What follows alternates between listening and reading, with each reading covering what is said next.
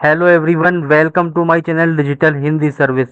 दोस्तों, आज की इस वीडियो में मैं आपको बताने वाला हूँ वसीयत क्या है और कैसे बनाई जाती है। वसीयत कब मान्य है और एक लीगल वसीयत क्या होती है। क्या वसीयत पर लिखित व्यक्तियों के नाम संपत्ति ट्रांसफर की जा सकती है।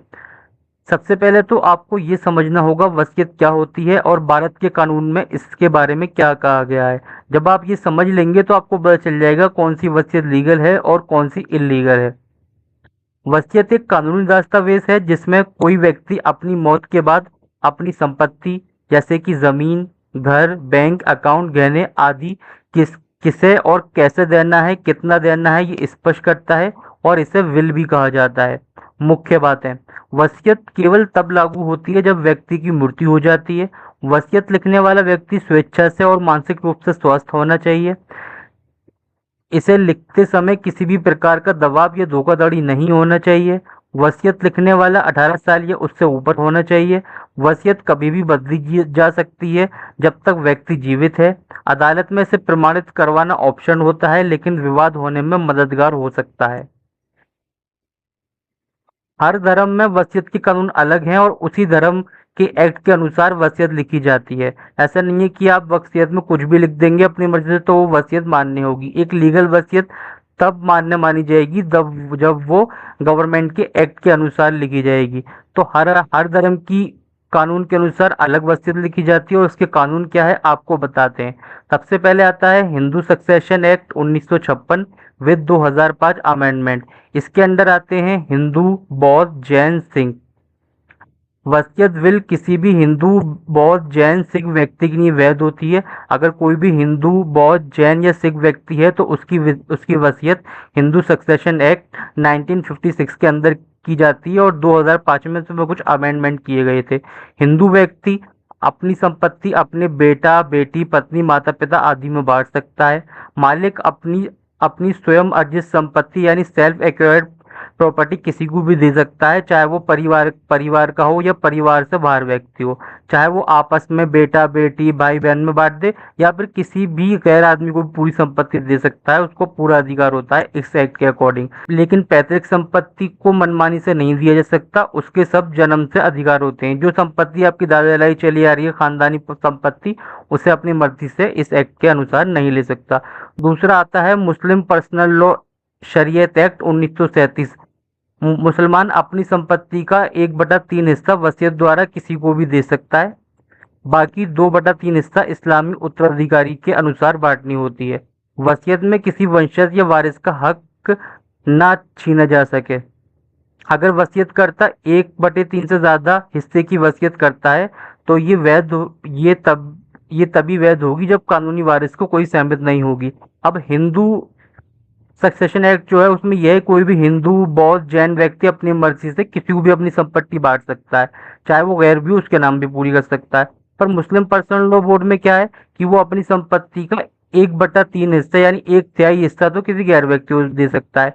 बाकी 2/3 यानी 2/3 हिस्सा उसे जो उसके उत्तराधिकारी जो उसके वारिस होंगे वो उनमें बांट सकता है। अब कानूनी वारिस कौन कौन से होते हैं? पति पत्नी, बच्चे और बेटा बेटियों का हिस्सा, लड़कों के 2 हिस्से, लड़की का 1 हिस्सा, माता पिता का हिस्सा।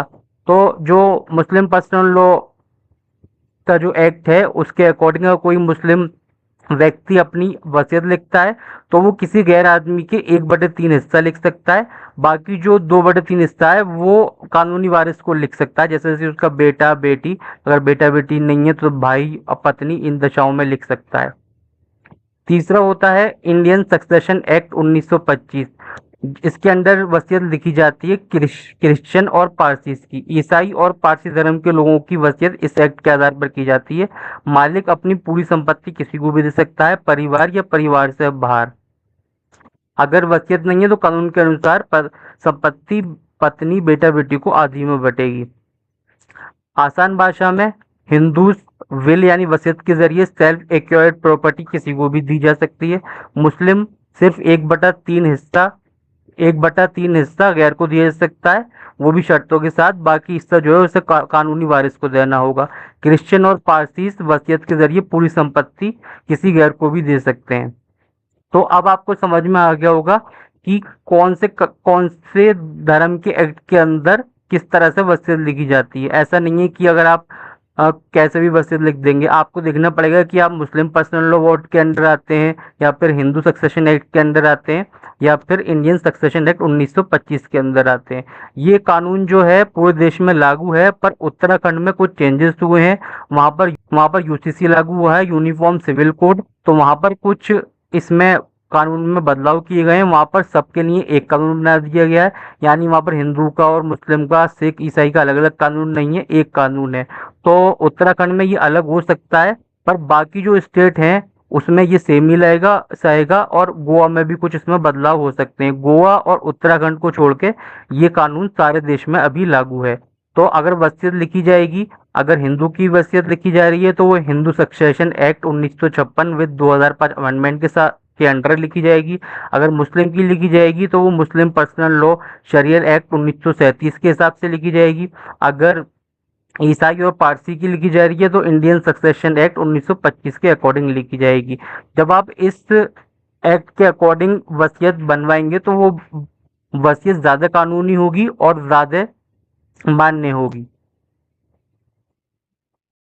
अब वसीयत को कैसे लिखा जा सकता है और कैसे रजिस्टर्ड कराया जा सकता है, वसीयत रजिस्टर कराने के तरीके कैसे होते हैं और कौन सी वसीयत मान्य है। तो सबसे पहले है नॉन रजिस्टर्ड वसीयत, असामाजिक स्वयं लिखी वसीयत। व्यक्ति खुद लिखकर गवाहों के सामने साइन करता है, इसे सुरक्षित स्थान पर रखा जाता है, फायदा तुरंत बन जाती है, खर्चा कम होता है, नुकसान विवाद होने पर अदालत में चुनौती दी जा सकती है। इस मकसद के लिए अक्सर अदालत में फॉरवर्ड जरूरी होती है, क्योंकि ये सिर्फ व्यक्ति ने खुद लिखी है, इसलिए सत्यापन के लिए अदालत की जरूरत पड़ सकती है। दूसरी होती है नोटरी द्वारा सत्यापित वसीयत। वसीयत को नोटरी ऑफिस में ले जाएं, नोटरी ये पुष्टि करता है कि वसीयत में लिखने वाला मानसिक रूप से स्वस्थ है, गवाह मौजूद थे। फायदा यह है कानूनी सुरक्षा बढ़ जाती है। नोटरी द्वारा सत्यापित वसीयत कानूनी रूप से मजबूत मानी जाती है। छोटे विवाद या छोटी संपत्ति के लिए अक्सर अदालत की जरूरत नहीं पड़ती, संपत्ति सीधी ट्रांसफर हो सकती है। बड़े या विवादित मामलों में अदालत में पेश किया जा सकता है। तीसरी वसीयत होती है रजिस्टर्ड वडी यानी सब रजिस्ट्रार ऑफिस में। वसीयत को सब रजिस्ट्रार ऑफिस के पास ले जाकर रजिस्टर करवाना पड़ता है। इसमें दस्तावेज, पहचान और गवाह जानकारी सब जमा करनी होती है। फायदा अदालत में पूरी तरह से वैध और सुरक्षित। नोट ये प्रक्रिया थोड़ी महंगी और समय लेने वाली हो सकती है। रजिस्ट्री ऑफिस में रजिस्टर होने के कारण अदालत में प्रोबेट की जरूरत लगभग नहीं होती है, क्योंकि वसीयत की वैधता पहले ही सरकारी स्तर पर प्रमाणित हो चुकी है।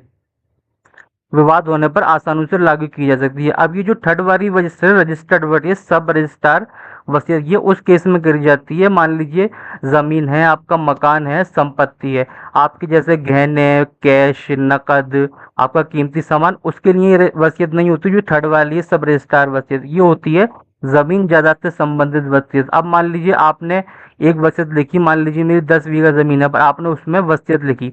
आपने एक तो होता है खुद वसीयत लिख दी गवाहों के सामने, तो वो इतनी मान्य नहीं होगी। दूसरा होता है नोटरी पे लिख दी, तो वो भी मान्य हो सकती है, और उसके आधार पर अगर आप करेंगे तो आपकी संपत्ति जो वसीयत पे लिखे है उसके नाम ट्रांसफर हो सकती है।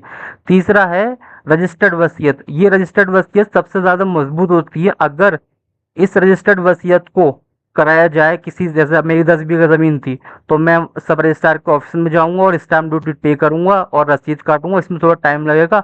और अगर मैं वसीयत को सब रजिस्ट्रार ऑफिस में रजिस्टर्ड करा दूंगा कि जो मेरी जमीन है 10 बीघा जमीन मुझे इतनी इतनी देनी है, तो ये सबसे ज्यादा पक्का काम होगा और वसीयत ट्रांसफर करने में सबसे ज्यादा आसानी होगी।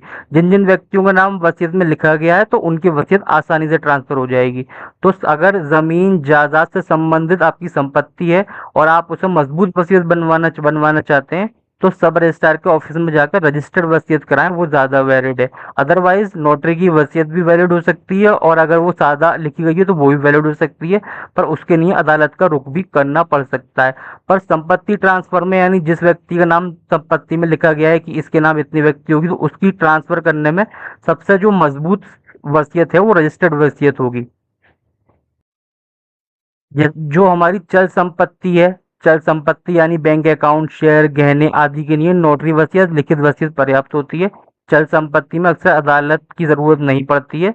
जब तक विवाद ना हो। अगर आप नोटरी में लिख जाएंगे कि मेरा सोना है और मेरे बॉन्ड बॉन्ड है या कैश है, जो भी आपका कीमती सामान है, अगर वो लिख जाएंगे एक नोटरी पे तो ये मैं इतना इतना इसको देना है, तो वो चल जाएगी। और आप चाहें तो उसे लिखित तौर पे भी दो गवाह बना के भी लिख सकते हैं, तो ये चल सकती है।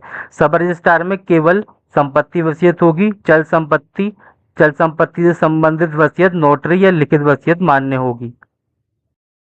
उम्मीद है आपको इस वीडियो से समझ में आया होगा कि वसीयत कैसे लिखी जाती है, कौन सी वसीयत कहाँ मान्य होती है, और वसीयत के क्या क्या कानून है और किस कानून के अंतर्गत कौन सी वसीयत आती है। अगर आप एक वसीयत लिखना चाहते हैं, उसको नोटरी कराना चाहते हैं, या लिखित रूप से आपस में लिखना चाहते हैं बैठ के गवाह के साथ में, तो हमने इस पर ब्लॉग लिखा है। ब्लॉग में हमने पूरा तरीका बताया है वसीयत आप कैसे लिख सकते हैं। किसी भी कानूनी काम के लिए वकील से सलाह जरूर लें।